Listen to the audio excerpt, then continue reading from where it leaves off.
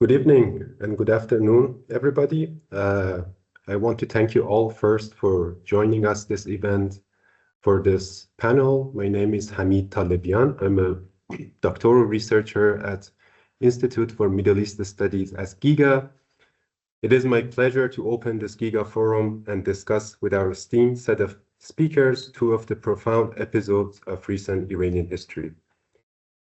On 13th of June 2025, Israel started a war against Iran 2 days before the sixth round of US-Iran nuclear talks that were scheduled to take place in Oman. The war came after what scholars have called a long shadow war with a series of mostly indirect confrontations going back decades. Over the course of the 12-day war and under the pretext of preventing and I quote, imminent nuclear threat, Israel carried out approximately 360 airstrikes against military and nuclear facilities, as well as residential areas across the country. The attacks killed a number of military commanders and nuclear scientists, as well as hundreds of soldiers and thousands of civilians alike. The Islamic Republic of Iran, in turn, retaliated by launching missiles and drones at Israel that killed 31 civilians, alongside injuring and displacing thousands more. On 21st of June, the US directly entered the war by bombing Iranian nuclear facilities at Fordo, Isfahan, and Natanz, prompting the US officials to describe the attacks as having led to, and I again quote, complete and total obliteration of Iranian enrichment facilities. In another profound episode reflecting the Islamic Republic's multiple societal crises over the past decade and beyond, a new round of protests erupted in late December 2025. Initially erupted by the government's budgetary measures, these protests, however, quickly expanded to encompass a wide range of accumulated grievances and popular resentments. They soon spread on a vast scale across different socioeconomic classes, affecting urban and rural life alike. Ultimately, this wave of unrest evolved into yet another episode of nationwide protest, once again deeply entangled with the Islamic Republic's ongoing and a structural legitimacy crisis. It is now well established that the use of lethal force against the protesters has been unprecedented, with reports indicating thousands of civilians killed. Today, many Iranians still mourn their loved ones, while the future appears more uncertain than before. In tonight's discussion, we bring together scholars working closely on these key questions and have covered a lot of aspects of Iranian and Middle Eastern politics. I'm pleased to welcome Sara Kermanian. Sara is a PhD candidate and doctoral tutor in international relations at the University of Sussex. Her research brings together political theory, international relations, historical sociology, and post-positivist methodologies to examine how political imaginaries, institutions, and subjectivities are shaped and transformed by international dynamics. Welcome, Sara. Our next speaker is Dr. Azadeh Zamirirad. Azadeh is an Iran researcher and head of the Africa and Middle East Division at the German Institute for International and Security Affairs in Berlin, where she provides policy advice to the German government, the Bundestag, and other decision makers in Europe. Her research covers authoritarian regimes, elite dynamics, and Iran's foreign and security policy. Next, I would like to welcome Zakieh Yazdanshanas. Dr. Zakieh Yazdanshanas. Zakieh is an assistant professor of international studies at the University of Tehran and a research fellow at the Center for Applied Research in Partnership with the Orient, as well as a senior research fellow at the Center for Scientific Research and Middle East Strategic Studies in Tehran. She also directs the China MENA project at the center. Last but certainly not least, I would like to welcome Diba Mirzai. Diba is a doctoral researcher at the Institute for Middle East Studies here at German Institute for Global and Area Studies, or GIGA. Diba is an Iran expert as well and particularly works on Iranian foreign policy. In her dissertation, she has focused very extensively on Iran's foreign policy towards Saudi Arabia in the 1970s. Before we start the forum, I would like to mention a few housekeeping rules. We will, in terms of the structure of the event, we will have approximately 50 minutes of roundtable discussion. That will be followed by the Q&A for around 15 minutes. I would like to ask for that part, I would like to ask our audience to type and post their questions in the Q&A section that you can see. You can post your questions from now pretty much until the end of the event. I will gather these questions and present them to our speakers in the Q&A. And the last note would be that this event is being recorded and later on published, and the video would be later on published on GIGA website. Without further ado, Azadeh, I would like to start the discussion with you and actually kick off the first part of our forum about the 12-day war. First, please tell us about your conception of the war. What kind of circumstances do you think led to it? And it would be great if you can zoom in for us on this issue about the Iranian nuclear program and giving us some understanding about how the war basically shaped the trajectory of Iranian nuclear program. The floor is yours. Thank you very much, Hamid, and thank you, GIGA, for having me in this very timely discussion. On the war and what led to it, what we've seen is early Israeli military strikes on Iranian nuclear sites and Iranian military sites, and in fact also on Iranian civilian sites in June of 2025. This was justified by the Israeli government by saying that, or stating that, an imminent nuclear threat was the main reason that triggered these kind of attacks. Now, this is despite the fact that Iran was not in possession of any nuclear weapons, and it's highly debatable that Iran was even close to really crossing that very significant threshold in being able to produce these kinds of weaponry. However, Iran had been very extensively expanding its own nuclear activities and its nuclear program ever since 2019. It had essentially given up on any kind of technical limitations on its nuclear program, and it had also severely reduced its cooperation with the International Atomic Energy Agency, meaning that we didn't really have enough international insight into what was actually happening on the ground, and that was very significant. Now, when the Israeli attacks occurred, this was in the middle of several rounds of negotiations that were still ongoing between Iran and the United States, and even on the sidelines between Iran and the Europeans. So these attacks effectively derailed any kind of diplomatic efforts that were still in place to deal with the very concerning expansion of Iran's nuclear activities and nuclear program. What was the result of all of this? The result was very heavy damage of Iran's nuclear infrastructure. I mean, there's no doubt in that.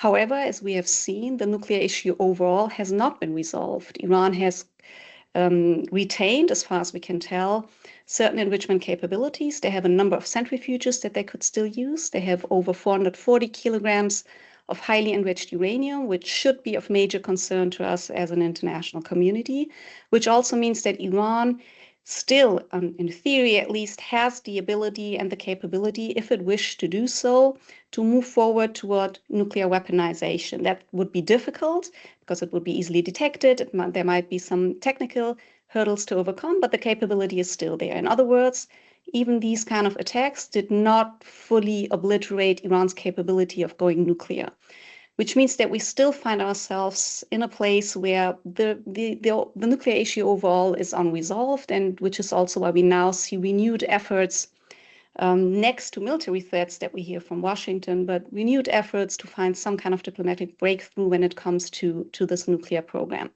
Now, what we can say, however, is that Iran has not been able to, or has not at least, done any kind of enrichment activities in the past roughly 8 months. So you could see that as a victory, and as I said, the nuclear infrastructure has been heavily damaged. But once again, the issue overall has not been resolved.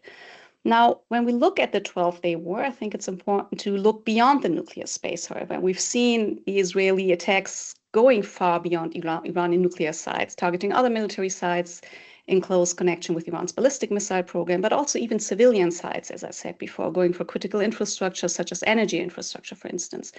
And this goes into the larger picture, the larger context of Iran's enmity towards Israel that had been ongoing for decades. You mentioned, Hamid, the shadow war that has been ongoing for decades. And I think one strategic mistake that the Islamic Republic made in April of 2024 was its decision to directly attack Israel for the first time on its own ground, when before that, for decades, it had essentially relied on sub-state and non-state actors such as Hezbollah, Hamas, and other groups in the region to target Israel indirectly. with that, they essentially broke the taboo of military attacks that would occur on a direct basis. And they kind of relieved some of the concerns that were dominant in Israeli, but most certainly in US circles when it came to thinking even about the scenario of attacking Iran militarily. Now, this taboo has been broken. There has been precedents put in place, and Iran now finds itself in a situation where it has to compete with conventional means as a power that doesn't have enough conventional means to actually oppose or essentially oppose probably the most formidable military power in the region. This is the context, the larger context of the 12-day war, and this is why this current situation is also so dangerous and volatile, because there's a very real, very clear, very serious danger of larger escalation. And this time around, we might not be able to see the same kind of containment or regional containment of this escalation, meaning that this time around, we might see far bigger retaliation from the Iranian side that might include other regional arenas and actors. And this is why we also see a lot of regional actors now being so heavily involved in diplomacy, in approaches, actors like Turkey and Qatar in particular, but you also see Saudi Arabia, Oman, even Pakistan, the United Arab Emirates, and others, Egypt, who are trying to prevent this kind of larger escalation from happening. But again, this is what we see. This is also the result of the 12-day war, but not only of that war, that we find ourselves in a highly volatile escalatory situation that might not be easily contained, or at least not as easily contained as the 12-day war. Thank you very much, Azad. This was a perfect overview, and it actually makes a good ground that I can move to you, Zakia. Zakia, I would like to ask you about the role of China in the conflict. I know that you've written quite a number of articles on Iranian-Sino expanding relationship, if I may say, in recent years. Tell us a bit about China's positioning in Iranian-Israeli conflict, particularly if you can tell us some insights about what kind of support China provided for Iran and perhaps continues to provide for Iran. Okay, first of all, I would like to thank you, Hamid, and thank you all the GIGA team for having me. It's an honor to be here. Before talking about China's support of Iranian during the 12-day war, I would like to add a point regarding the main factors that led to the 12-day war and led us to the situation that now we're witnessing. Well, I believe that to put it in a nutshell, I can say that the collapse of the previous Iranian deterrence strategy, which here I called it deterrence by denial, was the main factor that led to the 12-day war. And that deterrence strategy was basically based on the functions of the axis of resistance. But the post-October 7 developments somehow dismantled the axis of resistance, which worked for 2 decades as a deterrence strategy for Iranian. And through that strategy, Iran actually denied Israel the ability to directly attack Iran, and simultaneously enabled Iran to regulate its relations with the United States in the Middle East through the gray zone strategy. And by using gray zone strategy, I mean playing something between a full-scale war and peace without invoking any specific reaction from the United States. But the 12-day war somehow broke that strategy, broke that deterrence by denial strategy. And during the war, I can say that when it comes to China and Chinese support of Iranian, I can say that based on China's partnership strategy and its long-lasting hedging strategy in the Middle East, I can say that China specifically tried to avoid involving itself militarily in the 12-day war. But in the first phase, diplomatically, China supported Iran. In the first phase, China and specifically Xi Jinping, the president of China, encouraged both sides, the Israelis and also the Iranians, to de-escalate. And even Xi Jinping introduced an initiative for the ceasefire between 2 countries. But in the second phase, I mean, when the United States entered the war, China explicitly condemned the United States, explicitly condemned the attacks, because she announced that it was somehow the violation of the UN. It was the violation of the UN Charter because all the Iranian nuclear sites were actually under the supervision of the IAEA. So I believe that, to put it in a nutshell, I believe that politically China fully supported Iran and somehow used this opportunity, used the context in order to challenge the United States as the main violator of international law and simultaneously introduce itself as a responsible actor in the global stage, to introduce itself as a peacemaker against the United States, which actually China tried to label it as a country, as a global actor that somehow is violating all international respected laws. That is the stand that China adopted during the 12-day war, I believe. Thank you very much, Zakia. We might have some time to come back to China later on. But Diva, now I want to ask you this question. Maybe it's good to go back a little bit to domestic aspects. We know that on the first day of the war, about 30 high-ranking military commanders, mostly like the majority of them inside the structure of the IRGC, were assassinated. Tell us a bit about consequences of this shock for the balance of power between the elites in Iran, and whether that implies any sort of change at the decision-making structure. What was your opinion? Yeah, thank you, Hamid. And it's great to share the stage with women, finally. To be honest, doesn't happen that often that you have a foreign policy or security policy topic or event and you share the stage with women. So that's a nice change, I would say. Before I answer your question, Hamid, I just wanted to say one thing with regards to what Zakia has just said, which I thought was kind of interesting, because from an outsider perspective, and I don't work on Iran-China relations, but from an outsider perspective, it looked more like China was rather cautious, and it looked like this whole pivot to the east strategy of Iran failed because its neighbors to the east didn't really come to help Iran in such a pivotal moment in time. But I think maybe we can discuss this more later in the Q&A stage of this event. Now, when it comes to regime transformations, I'm not really sure I would actually call it transformations, but I think that for the first time, at least in my reading of the situation, for the first time, we actually had quite open criticism towards the Islamic Republic, towards the pillars of the Islamic Republic, but also towards the supreme leader itself, which I would say was quite a taboo in the past couple of years and ever since the founding of the Islamic Republic. Now, when we look at the criticism that has been voiced, I think we can first look at the Revolutionary Guards, which is a foundational pillar of the Iranian regime. Then we can also look at criticism from reformist groupings and reformist figures. And then maybe we can look at this whole aspect of the succession question of Khamenei, the supreme leader of Iran.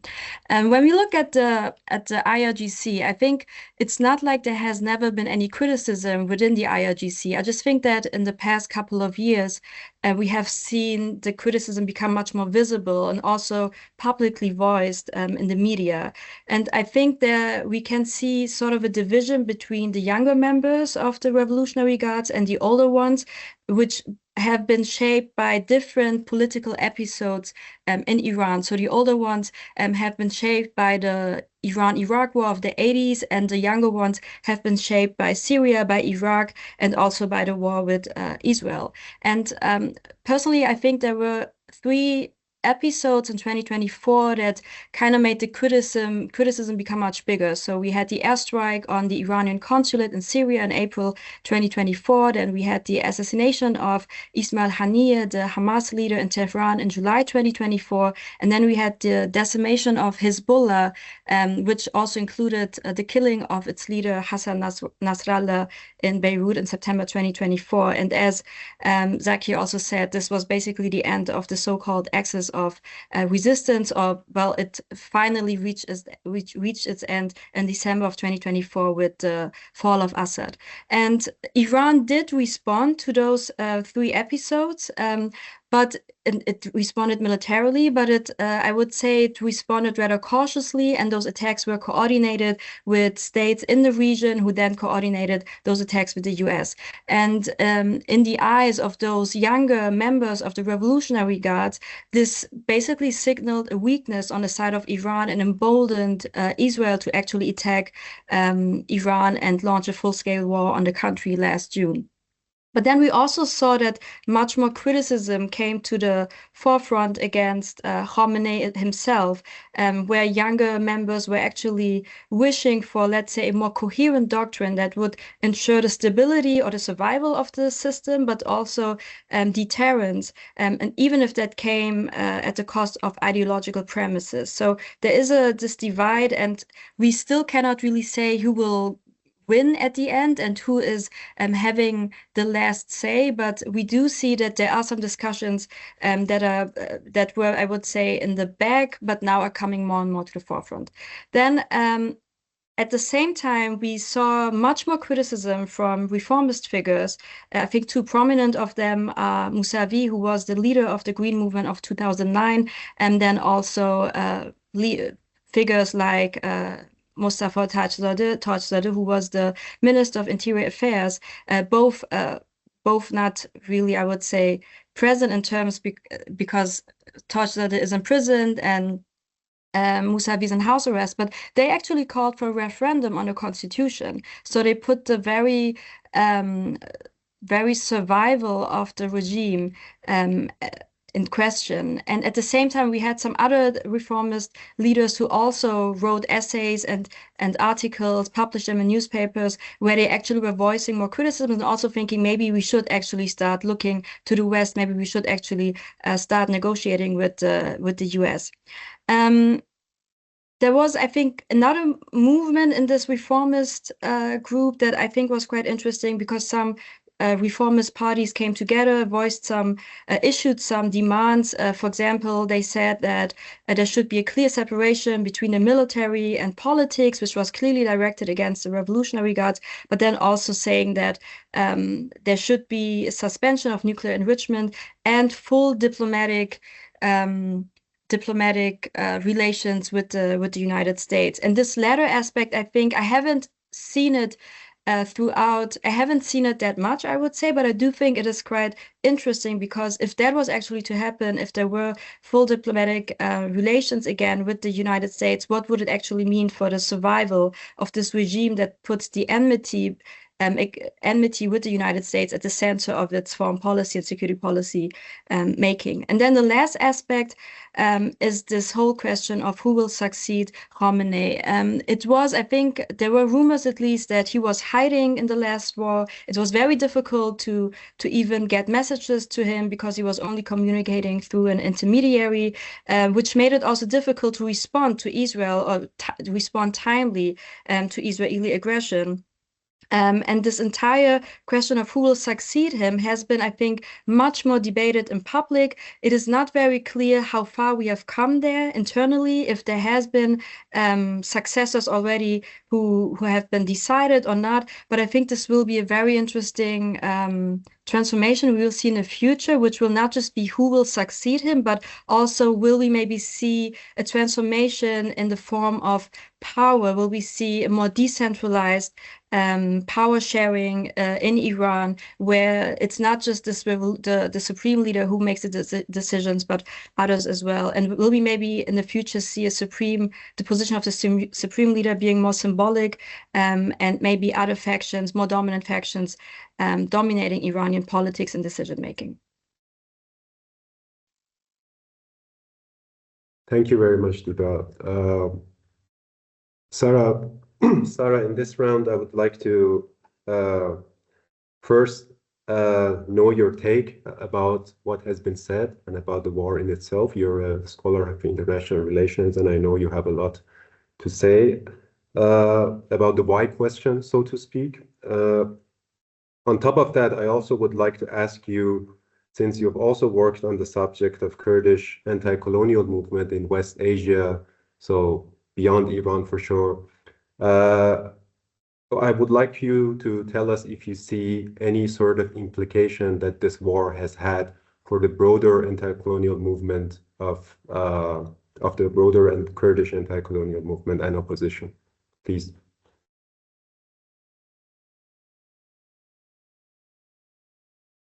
You're muted, Sarah.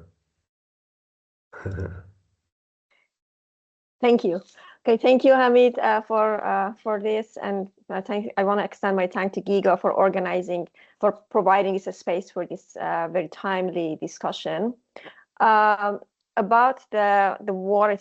I argue that the 12-day war stems from the gradual expiry of what they call, what some people refer to as the Islamic Republic's exceptionalist politics and geopolitical position, and the gradual expiry of its strategic use in the post-October 7 global context, which is marked by shifting regional power balances, the rise of the far right, and Trump's return. So I think it didn't actually start with the war itself, leading to, and also the rise of Trump, which has led to US's push to stabilize the Middle East, deprioritize it in the US foreign policy, and limit China's influence.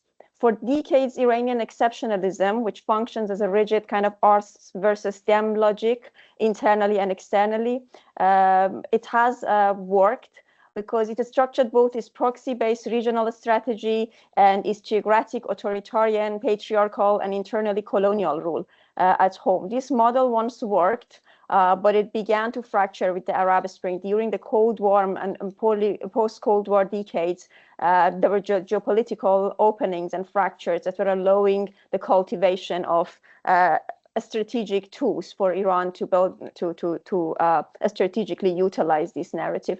But with the Arab Spring and the Syrian war, and was then later accelerated with the October 7 and the events that happened after that, I think the Islamic Republic has reached the expiry of that discourse. As Iran's proxy networks weakened, Assad fell, and US policy shifted towards, as I said, the stabilizing and deprioritizing the Middle East, which is very clear in the recent and the 2025 security strategy. Iran has increasingly been recasted as a security problem, while its deterrence capacity has declined and it cannot really respond to that efficiently. The war, therefore, was not degrade. I think it was therefore integrating, was about degrading Iran's strategic tool. It expresses a condition of strategic exhaustion because Iran's exceptionalism has reached its limit, yet the same imaginary and doctrine prevents the regime from revising its politics and its place in world politics, as many critics, many internal politics has also, internal analysts has also referred to. But about the Kurdish politics and the impact of the war, I think we need to kind of, it's not just about the war, we need to kind of think about how this post-October 7 events that I just referred to has affected Kurdish politics more broadly. Many Kurdish movements have historically displayed greater flexibility regarding political boundaries and forms of autonomy than dominant nationalist projects in the region. So I need to here put something in parentheses when I say the Islamic Republic has utilized, has been kind of legitimized its very existence and its internal and external politics through this exceptionalist narrative. It is not that that the Islamic Republic is not a relational construct, because all polities in this world and all actors, all social phenomena are relationally constructed. But then there is a normative dimension into relational heterogeneity of world politics. And that is when agents normatively accept or decline this relationality of their identity boundaries. And the Islamic Republic has been very strict in rejecting the normative dimension of relational existence of societies and social formations. On the quite opposite end, as I said, Kurdish movements have historically displayed greater flexibility. And this flexibility is partly a consequence of a statelessness, of course, and territorial fragmentation. So it's basically like a survival strategy to them, but it's also rooted in longer historical experiences that shaped Kurdish political imaginaries. So since 1990s, and especially after the capture of Öcalan and the ideological transformation of PKK, the Kurdistan Worker Party, for reasons beyond the scope of this panel, a normative commitment to pluralism has also emerged more strongly. Gender liberation and democratic coexistence have become very central to Kurdish politics. This orientation influenced not only the PKK, but also PYD in Syria, PJAK in Iran, and also wider Kurdish political culture. For instance, the slogan "Jen Jian Azadi," which was translated to "Zan Zendegi Azadi," woman, life, freedom, during the protest with Jina, what is referred to as the Jina uprisings or the woman, life, freedom revolutionary movement. It encapsulates this interactive imaginary. It rejects form of rule that suppress life, diversity, and becoming. And it binds anti-colonial struggle to the rejection of patriarchy and authoritarianism. And freedom here is not to be understood as mere statehood, but it is the right to interactive autonomy and interactive transformation. So it is about coming up with new forms of coexistence. Across Kurdistan, this orientation manifested in peace initiatives, for instance, in Turkey, experiments in multi-ethnic governance in Rojava, and even proposals for a democratic federal Iran. Even these initiatives were repeatedly betrayed, even though Kurdish actors continue to propose this kind of coexistence arrangements. However, this flexibility has come to contrast very rigidly the nation state's logic of boundary making. And the regional environment is even more rapidly shifting in the opposite direction in the post 7th October Middle East or West Asia, as you refer to, but I have kind of my kind of criticism of whether actually using West Asia is a more decolonized kind of phrase. I have my own kind of criticism of that too. But post-October politics, the escalation of Israel-Iran tension, the rise of HTS, Hayat Tahrir Sham, to power in Syria, the global far right resurgence, and as I said, the US's shift in Middle Eastern politics, they all have because something about this new discourse is that while it prioritizes stability, it has abandoned even those discursive pretensions to kind of defend democracies, human rights, etc. in the Middle East. So many geopolitical cracks that, for instance, Kurdish, the anti-colonial struggle were utilizing, they're all kind of closing, and stability is increasingly prioritized over rights and over human rights. Ultranationalism is strengthening across the states in the Middle East, which, as I said, is quite kind of contrasting what the Kurds have been trying to do over the past 2 decades at least. In this context, Kurdish commitment to pluralism appears not as a solution, but as a problem. Movements that insist on democratic heterogeneity become inconvenient for regional projects that seek centralization and control. And the Kurds are once again, I think, recently treated as bargaining chip of rival powers and ultimately betrayed or have come to find themselves in positions of unilateral compromise with central powers. We see that in Syria, we see that in Turkey, we see that even in Iran, nationalist narratives in the last round of protests, they're not tolerating the Kurdish origin of woman, life, freedom, and they are not really tolerating those democratic kind of voices. But something that I want to put in parentheses, that was my answer to your question, an example of, I think, how Islamic Republic's exceptionalist geopolitics have proven not to actually be very efficient, is that I think had they were they not guided by this exceptionalism, and had they recognized the strategic importance of trying to make peace between Rojava and Assad at the time, instead of insisting on this strengthening of axis of resistance, hence seeing Rojava as an enemy, etc., perhaps the fate of Syria would be different. Perhaps Syria would actually take fundamental steps towards democratization. Perhaps they would accommodate Kurdish demands and also the demands of other minorities in Syria. But this insistence on that geopolitical exceptionalism, that doctrine, had brought the axis of resistance to its end. And now is actually going to make the same mistake in Iran, but this is something that we can discuss later. Thank you, Sarah. There are a lot there to unpack. I would have loved to ask you to explain some of the very key phrases that you use, particularly some more concrete explanation on what, for example, relationality of identity boundaries that the states are rejecting would basically mean, but we would have to come back to it. Now, I would like to move to the second theme of our forum, which is about the protests. In this round, Zakia, I would love to start with you. Tell us a bit about the narratives. You're based in Tehran. You've had like first contact to the narratives and the different sides and the argument that has been made in Iran. Give us an overview about these different narratives that have been built up and said about the protests in Iran.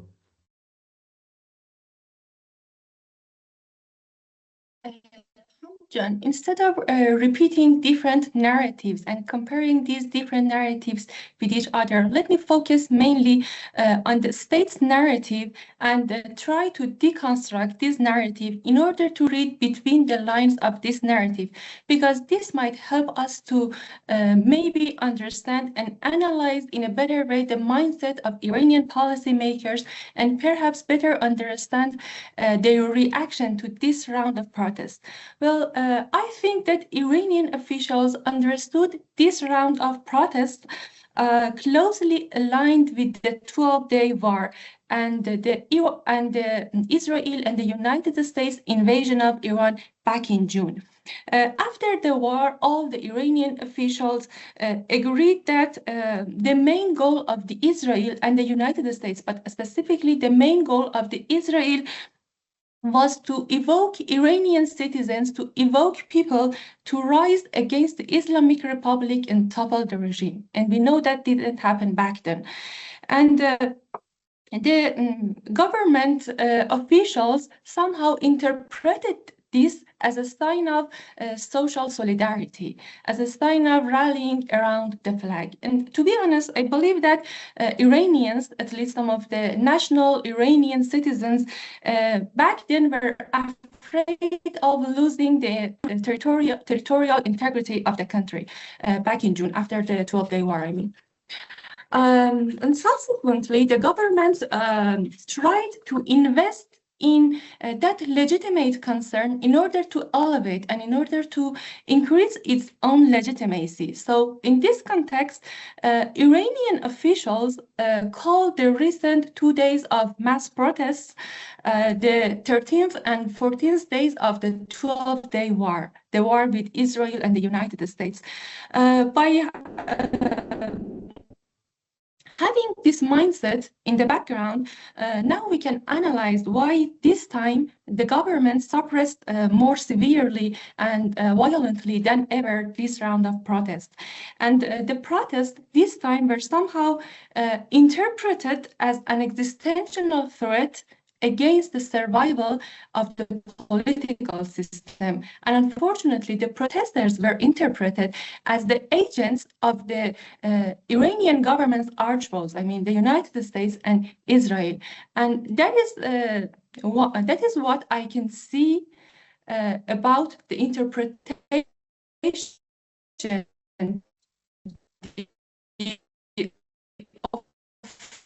official formal interpretation here in that to all events we all were witnessed. Thank you very much, Zakia. I think we lost the last part of your intervention, but I think it was understood how you were trying to unpack the state narrative on the protest. Now I would like to ask you, Azadeh, please tell us how you understand this last wave of nationwide protests. In particular, what do you think was the trigger to this latest round of nationwide protests? And if that's relevant, I would like to tell us if there has been any impact that has influenced the transition phase in Iran. Yes, that would be enough for this round. Maybe just very quickly before that, I would like to build on what has just been said, that the state is essentially looking at these protests through the lens of the 12-day war.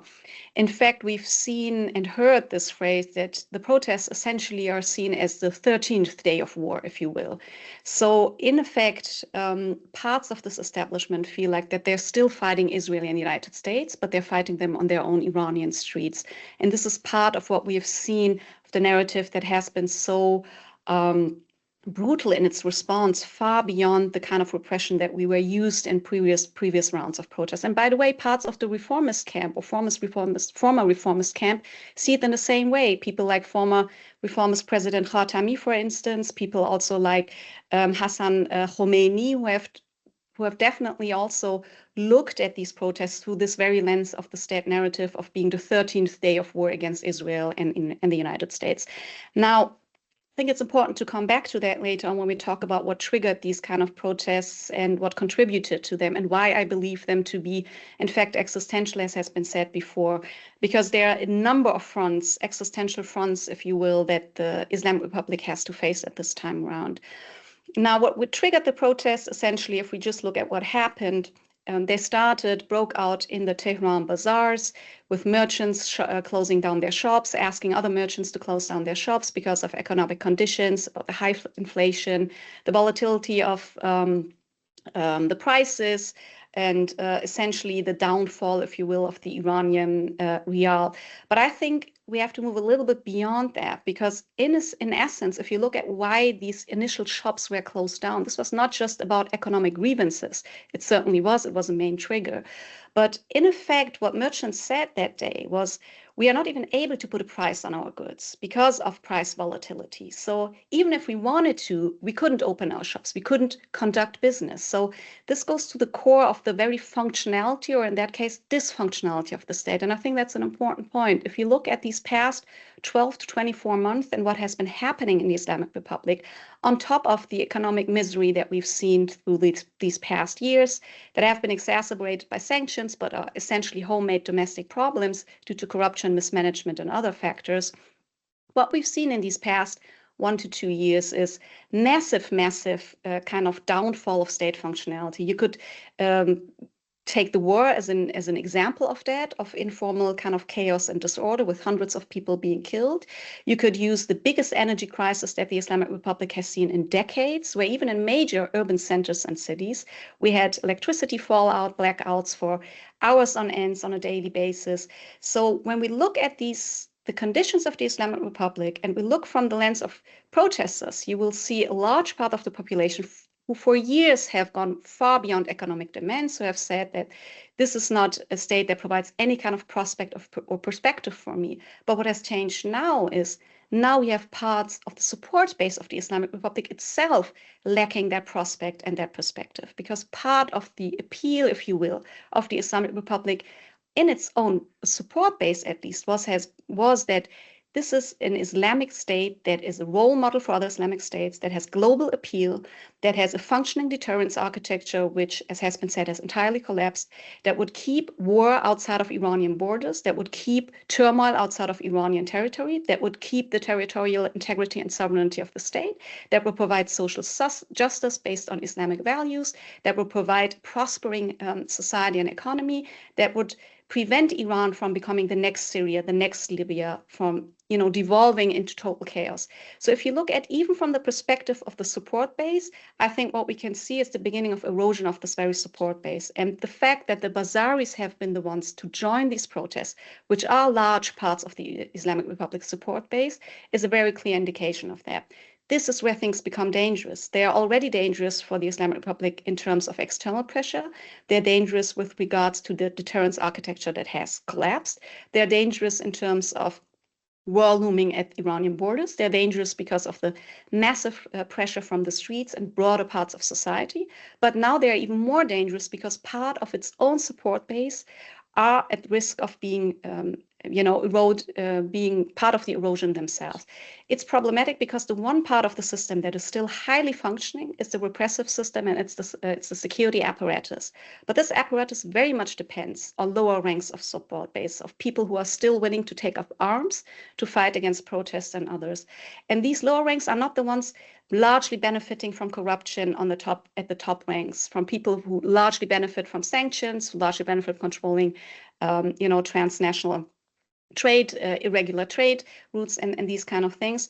And these are at risk now. So this is why I think the protests are so different from previous rounds, from even Women, Life, Freedom, which has already built a strong foundation for cross kind of social solidarity that we've seen beyond ethnic lines, religious lines, demographic lines, with all the shortcomings that are still there. But there was one kind of initial base of solidarity comprising of different groups of society. Now the bazaar is coming in. Now more people from the support base of the Islamic Republic coming in.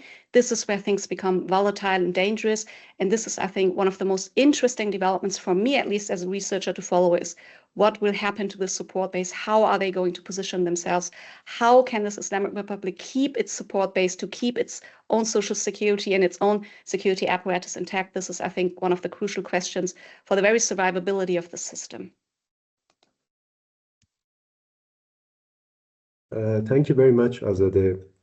Before I move to my next question from Giba, I would like to again invite our audience to post their questions. So far, we've had only one, which is quite surprising for an Iran event. So please feel free to post your questions. We will have enough time, hopefully, to present those questions to our speakers. Diba, I would like, let's again unpack a bit further this point that both of our speakers have tried to unpack about the state narratives. We know that the narrative of foreign meddling have always been used by the Islamic Republic. It's not only about this time, since 2009 at least. It has always been co-opted somehow for an increased crackdowns on the protesters. What we are seeing this time is this foreign meddling. There has been, for example, clear messaging by the US current and former officials, by Israeli media, some think tanks, several MAGA voices even inside the United States, or even the President Trump's, personal engagement with the issue of protest. What do you make of this so-called very contentious word of foreign element in the protests? I think it's a very crucial aspect when we look at the protests. But before I answer the question, I really want to say that I don't believe that Iranians need foreign intervention or external actors or interference to go out on the streets and to protest. I really believe that the Islamic Republic has done a great deal to cause unrest on its streets, and I think if we try to shift the blame from the Islamic Republic to other actors, we would really do a disservice to the Iranian people. And I believe that we wouldn't be at this critical point in time if the regime had actually responded to the needs of its people, to all of its people in the different parts of Iran. But with that being said, I do believe that when we look at this round of protests, we do see an external element to the extent that we haven't seen in the past. And I'm not saying that external actors were never interested in Iran in the past, but I believe that this time it has really been shown openly. And also Iran has been quite in a volatile situation when it comes to its defense posture with the lack of the access of resistance and the arsenal of its ballistic missiles also being, I wouldn't say depleted, but at least not fully stocked at this point.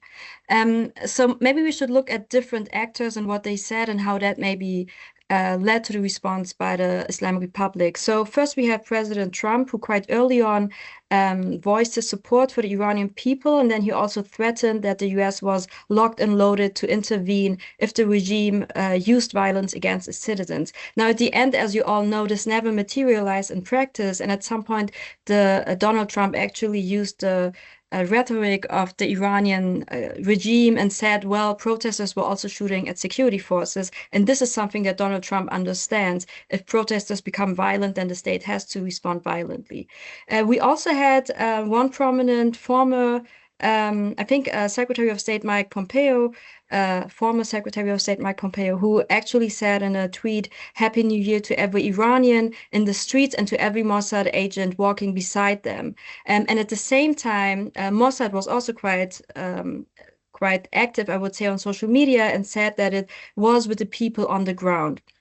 And all of these was voiced before January 8 and 9, which were those 2 days where lethal violence, I think, was used the most. But I think there was also another external element that made it even more existential, I would say, for the regime, which was that we also saw a bit of movement in the Iranian opposition. Now, I'm not saying that the opposition is united. I think it's very much still divided, but at least there was this very prominent opposition figure, former Crown Prince Reza Pahlavi, who encouraged the Iranians to protest. And I believe it was his call on social media that actually led to so many people joining the protest on January 8 and 9, which at the end, we all know how it ended. And as Zaki and Azadeh also already said, this change, all those messaging from external actors, but also from Reza Pahlavi, changed the narrative by the Iranian regime, which in the beginning actually did say that people's grievances were legitimate and they had economic grievances. The state had to basically solve those issues permanently for the people to ensure that people could actually have some economic prosperity. But as soon as that external aspect, I would say, became very dominant on social media, especially, we could see that the regime changed the narrative, spoke of terrorists instead of protesters, and saw it as a continuation of the 12-day war before that we had seen in June. So maybe another actor that I should also say, because we actually did see also much more security forces who had been killed during this round of protest, much more than in last protest. And actually one Kurdish party, the PAK, the Kurdistan Freedom Party, for example, it has claimed that it had delivered arms to Kurdish people, and it had also carried out attacks against the IRGC. So we do see this foreign element. I still at this point wouldn't overstress it, I believe, but I think that the regime just used it to its own convenience to actually brutally or to turn those protests quite brutally on its own. Now, to finish the answer to this question, I always like to also look at what does it actually mean for Iranians on the ground, instead of only looking at what it means for the regime itself, because I think the Iranians are in a quite volatile situation now. On the one hand, they're facing a regime that clearly has no respect for human life. And on the other hand, we see them being treated as pawns in a game of chess by external actors. And it's a game that Iranians have never willingly participated in, but where they're used to advance the interest of external actors. And I think this is basically, when I look at the situation, I would say for me the most important aspect, to see that so many external actors have voiced their support, have basically said to the people, go protest, we will support you. But at the end, they didn't do anything. And I do believe that it was because of those external statements that people maybe dared to go out and thought that maybe this round of protest would change something for them, but it didn't. Thank you very much, Diba. Sarah, what do you think? I had a question about opposition and especially diaspora opposition for you, but I think perhaps you could also give us your take about what has been discussed so far. Well, I don't want to. I think Azadeh and Diba covered a lot of things I wanted to say. I don't want to repeat them. I think it's really important, as Diba also mentioned at the beginning, I'm very much against ruptured understandings of history. Ruptures are narratives that states are strategically deploy, like these sort of things, that everything started with the war or Israeli intervention, these sort of binary narratives that are constructed strategically in order to legitimize a state's action, in order to create certain kind of identity narratives. But we cannot really use them as analytical tools, as epistemological tools through which to explain the reality of social forces that were involved in the emergence of protests, etc. So it is important to pay attention to the fact that recent protests in Iran were part of a longer cycle of mass uprising that reveal a structural crisis rooted in the domestic and international consequences of the Islamic Republic's exceptionalist politics and its theocratic, authoritarian, patriarchal, and colonial form of rule. So as Azadeh said, there has been demands, and the state has not responded to these demands, and it would be very unfair to people not to take this into account. The latest protests, we know it started from Bazaar, etc. But then when they expanded, and because of that, social root, we saw that, for instance, the economic origin, it helps explain why they differed from, for instance, women life freedom uprising. They were less kind of visibly centered on gender or minority rights and more concentrated in urban commercial spaces, often articulated in regime toppling kind of terms, instead of being very vocal about the form of social order they would imagine. But as protests expanded, and other social groups joined, the state responded with massacral violence and internet shutdown. I think this brutality could be explained in response to, for instance, to two particular factors: the legitimacy crisis that the state had not recovered from since the woman life freedom movement, and then the humiliation and the loss of its strategic and geopolitical tools after the 7th of October events, and particularly after the war. So it was a state that we could see is kind of sending this very necropolitical message to the world, that it has certain kind of, so instead of revisiting and revising its exceptionalist narrative, at least domestically, it was sending this message that in order to save the pillars of its identity, or what it kind of sees as the core of its existence, it is willing to go about and to kill people. Something that Diba said, I quite agree with, that many people joined the protest. They went to the street because they believe that they're going to receive support. I think it would be very unfair to say that everyone on the street was kind of supporter of Pahlavi. Definitely Pahlavis has some support. They have some support in Iran, but there is also a large kind of part of the population which could be referred to as like the gray kind of population, maybe. What they want to go after is something that would kind of create unity, and this is very important because Iran is a very heterogeneous country, right, identity-wise. But that heterogeneity, not just by the Islamic Republic but also by the state before them, has been brutally suppressed. So this imposition of unitary sense of nationhood has amplified, has exacerbated sense of tension and fragmentation. At the same time, this exceptionalist narrative of the Islamic Republic, as I said, it has also made it worse. So people want the Islamic Republic to go, but they have had difficulty. In diaspora, we see it most visibly. They have had difficulty imagining shared future, and that difficulty rises to a great extent, in my view, from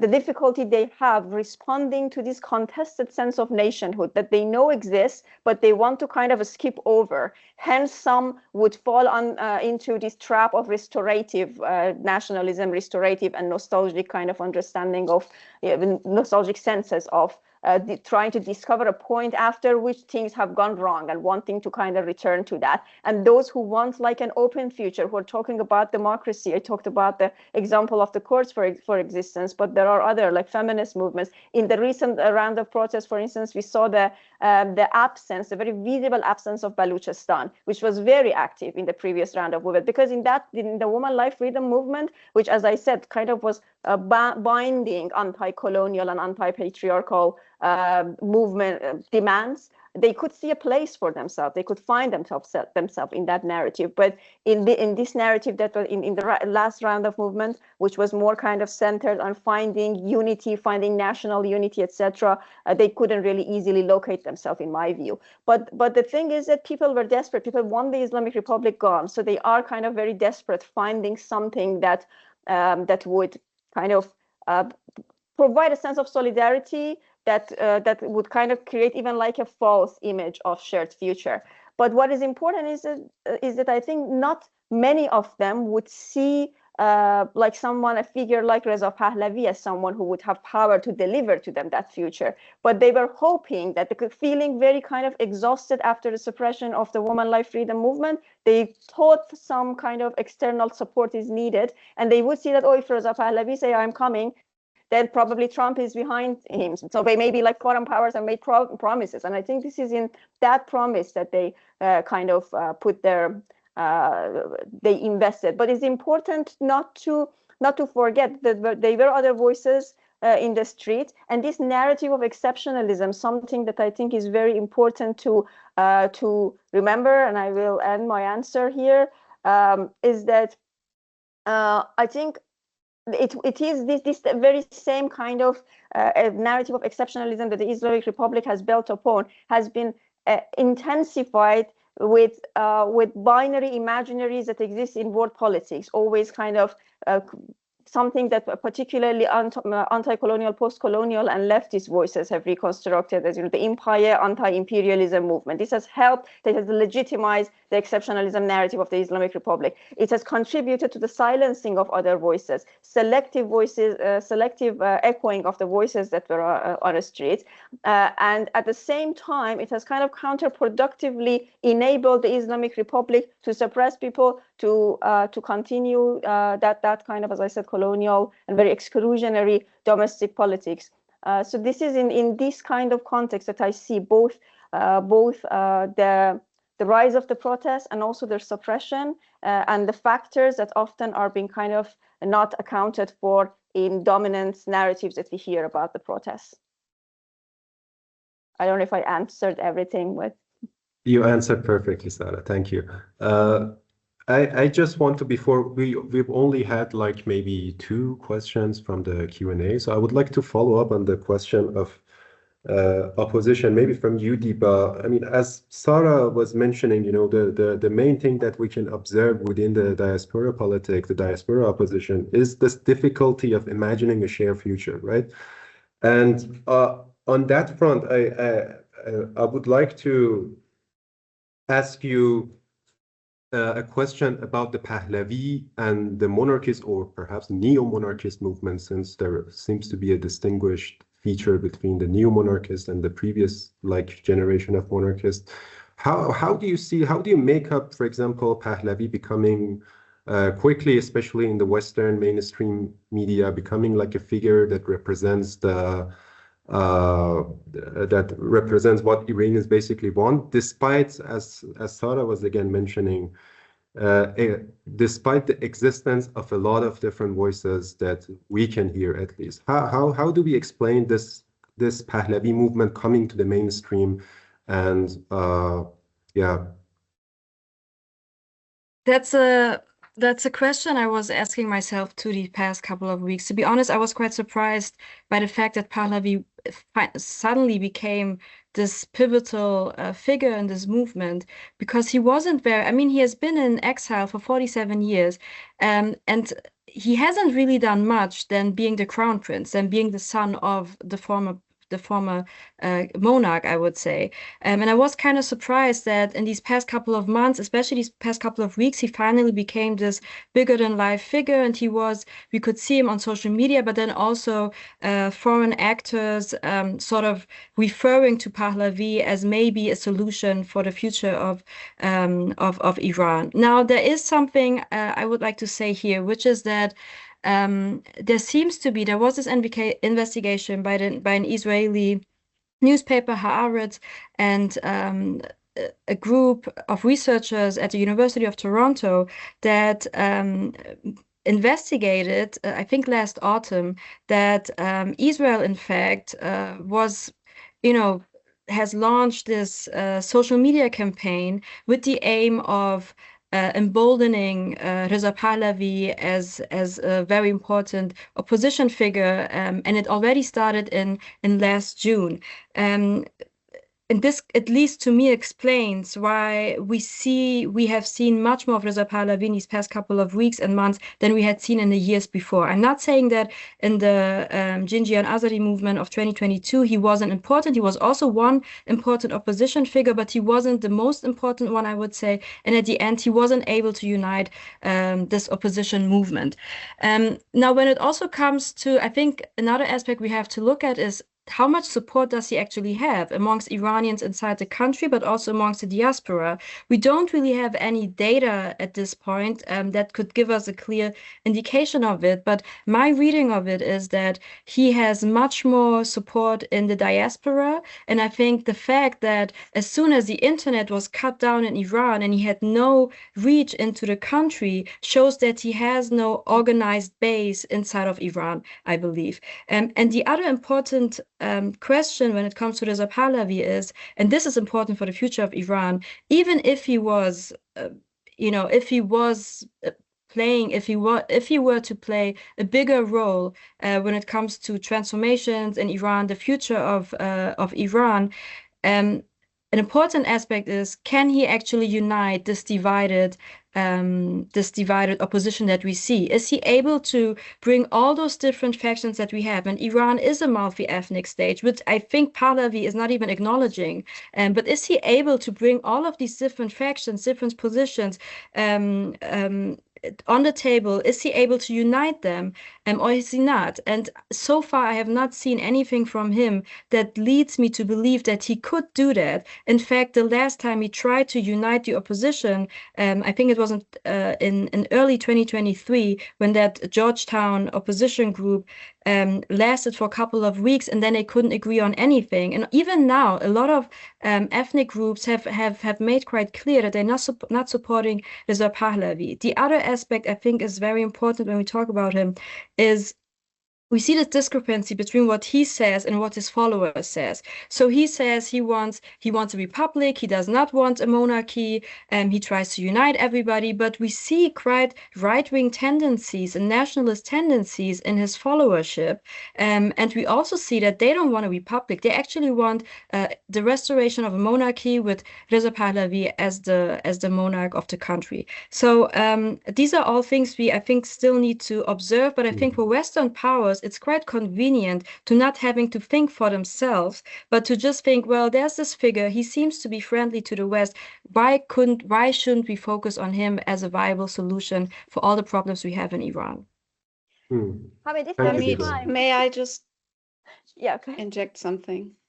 If you agree, we have two questions from the audience. I will ask them. One, I would like to ask it from you, Azadeh. There you can integrate what you wanted to say right now. And the other, Zakia, I would like to ask from you, which is about the hidden causes that explain US pressure on Iran. So basically why we have this pro-war behavior of US administration. That's the way the question is being framed. But Azadeh, please give us very shortly an answer about why the Iranian nuclear program creates such a turmoil compared to other countries. For example, Israel also have the nuclear weapons, but it's only Iran that is on the site. Yeah, I'm going to just answer that very quickly. I understand that there are double standards, and in my point of view, every nuclear weapon state is one nuclear weapon state too much. So we shouldn't have any nuclear weapon state. But having another one and an autocratic system that is very active beyond its own borders is a problem and of huge concern for international security. And I think we should prevent Iran from ever becoming a nuclear weapon state, just as I believe other nuclear weapon states should disarm and denuclearize. But let me get to the point that is important to me. I want to just caution not to fall into the same trap. We're talking about Reza Pahlavi's significance, and now I'm doing it again by repeating it, but I want to make this point. Part of its appeal is that we are constantly talking about him. This is the Trump effect. You constantly talk about someone. It doesn't matter in what way you speak about that person, negatively, positively. At some point, you feel like this is the only person around.